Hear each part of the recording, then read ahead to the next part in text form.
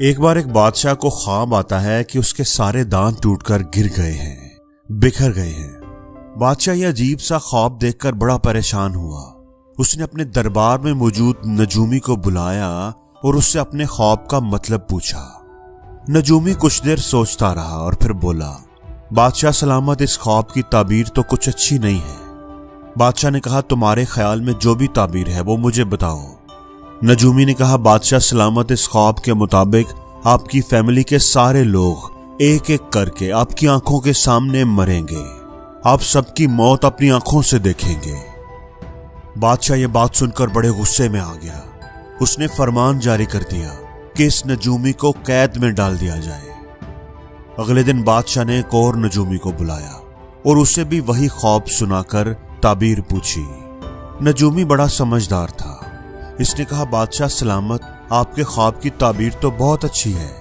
اس خواب کے مطابق آپ کی عمر آپ کی فیملی میں سب سے لمبی ہوگی۔ بادشاہ یہ سن کر خوش ہو گیا اور نجومی کو مالا مال کر دیا۔ دوستو، اگر آپ دھیان سے سوچیں، دھیان سے سنیں تو دونوں نجومیوں کی باتوں کا مطلب تقریباً ایک ہی ہے۔ مطلب تو ایک ہے لیکن بات کہنے کا طریقہ دونوں کا الگ ہے۔ اس کہانی سے ہمیں یہ سبق ملتا ہے کہ بات کرنے کا طریقہ بات سے زیادہ اہم ہوتا ہے۔ ایک نجومی کے طریقے نے اسے قید میں ڈلوا دیا اور دوسرے کے طریقے نے اسے مالا مال کر دیا۔ کمیونیکیشن سکل سے بڑی کوئی سکل نہیں۔ بات کرنے کا طریقہ سیکھیں۔ کامیاب ہونا چاہتے ہیں، اچھی زندگی گزارنا چاہتے ہیں تو اپنی بات چیت کرنے کی صلاحیت کو بہتر کریں۔ جیل میں ایک آدمی قید تھا جس کو موت کی سزا ہو چکی تھی۔ جب اسے پھانسی دینے کا وقت آیا تو اس سے اس کی آخری خواہش پوچھی گئی۔ اس نے بڑی عجیب بات کی۔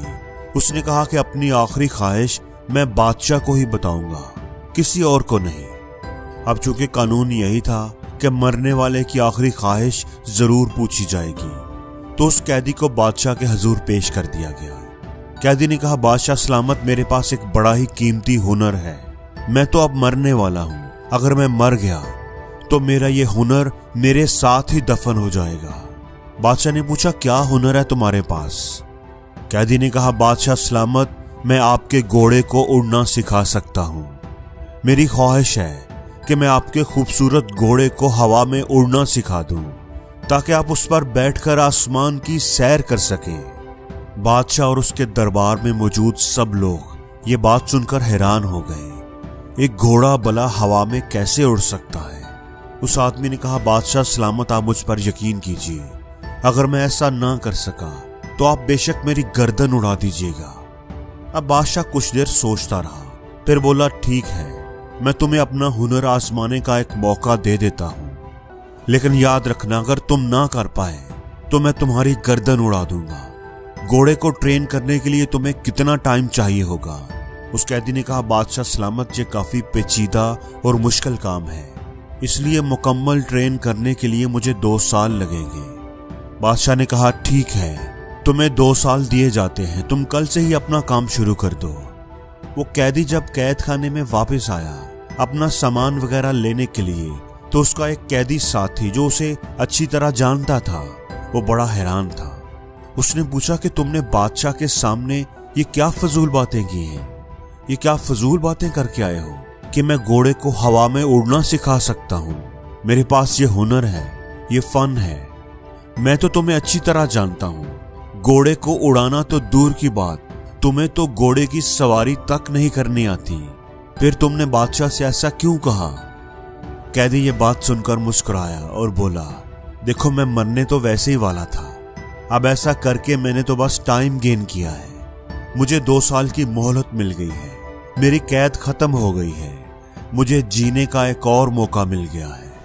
اب 2 سال میں مزے سے جیوں گا اور گھوڑے کو ٹرین کرنے کا ڈھونگ کرتا رہوں گا۔ ہو سکتا ہے کہ 2 سال کے اندر اندر یہ بادشاہ مر جائے اور میں آزاد ہو جاؤں۔ ہو سکتا ہے کہ 2 سال کے اندر کسی نہ کسی وجہ سے یہ گھوڑا ہی مر جائے تو پھر بھی میں آزاد ہی رہوں گا، اور یہ بھی ہو سکتا ہے کہ کوئی معجزہ ہو جائے اور گھوڑا اڑنا ہی سیکھ جائے۔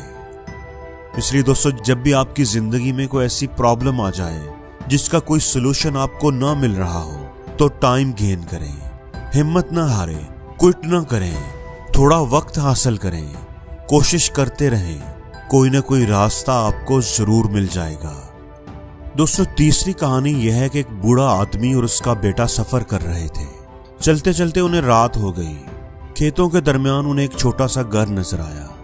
वो दोनों इस तरफ चल पड़े इस उम्मीद से कि हो सकता है रात गुजारने की कोई जगह मिल जाए। खेत बिल्कुल वीरान पड़े थे। ऐसा लगता था कि एक लंबे अरसे से किसी ने इनमें हल नहीं चलाया, देखभाल नहीं की। घर का मालिक बड़ा भला आदमी था। उसने उनके लिए खाने और रहने का बंदोबस्त किया। घर की हालत काफी खस्ता थी, गुर्बत साफ नजर आ रही थी। बूढ़े आदमी ने उससे पूछा कि आप लोग अपनी गुजर बसर कैसे करते हैं, क्या पेशा है आपका, कारोबार क्या है? उस आदमी ने जवाब दिया कि हमारे पास एक भैंस है, सुबह शाम उसका दूध दोते हैं, कुछ हम खुद पी लेते हैं और बाकी बेच देते हैं। इस तरह हमारा गुजारा चल रहा है। बूढ़े आदमी ने पूछा, ये खेत किसके हैं? उस आदमी ने कहा कि ये खेत हमारे ही है। बूढ़ा आदमी ये सुनकर बड़ा हैरान हुआ, लेकिन खामोश रहा। वो समझ गया कि भैंस ने ही उनको सुस्त और काहिल बना दिया है। रात को जब सब सो गए तो आधी रात को उसने अपने बेटे को उठाया, उस आदमी की भैंस खोली और उसे लेकर चुपके से उसके घर से निकल गया। एक पहाड़ पर चढ़कर बूढ़े आदमी ने भैंस को वहां से गिरा दिया और खुद अपनी मंजिल की तरफ चल पड़े। कई सालों के बाद बूढ़े आदमी का बेटा, जो अब जवान हो चुका था, उसका वहां से दोबारा गुजर हुआ। उसके दिल में यह अफसोस था कि हम लोगों ने उनकी भैंस करा दी। वो पहले ही गरीब थे, पता नहीं अब कैसे गुजारा करते होंगे। जब वो वहां पर पहुंचा तो उसने देखा कि उस जगह पर एक बड़ा सा बाग है जिसमें तरह तरह के फल लगे हुए हैं और खेतों में फसलें उगी हुई हैं और साथ ही एक बड़ा खूबसूरत घर बना हुआ है। वो लड़का जाकर के उस घर के मालिक से मिला तो वो वही आदमी था जिसने उन्हें रात बसर करने की जगह दी थी। लड़के ने पूछा कि तुम्हारी हालत कैसे बदल गई, इतने अमीर कैसे हो गए?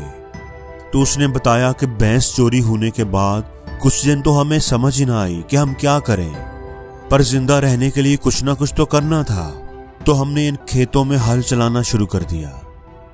घर का सामान बेचकर कुछ बीज खरीदे और खेतों में बो दिए। उनकी देखभाल की तो फसल अच्छी हो गई। फसल बेचकर पैसा मिला तो उससे अपना सारा कर्जा भी चुका दिया और हम खुशहाल भी हो गए। अब मैं मेहनत करता हूँ, खेती बाड़ी करता हूँ, तो हमारी हालत बदल गई है। फलों का ये बाग भी मेरा है। भला हो इस बूढ़े आदमी का कि अगर उस दिन वो हमारी भैंस को चोरी ना करता तो हमारी हालत कभी ना बदलती। दोस्तों, हर नाकाम इंसान की जिंदगी में कोई ना कोई भैंस होती है जो उसकी कामयाबी का रास्ता रोक रही होती है। इसलिए तीसरा असूल यही है कि अपनी उस भैंस को पहाड़ से गिरा दो और जिंदगी में हर रोज कुछ नया सीखो, नया सोचो, नया करो, लर्न करो।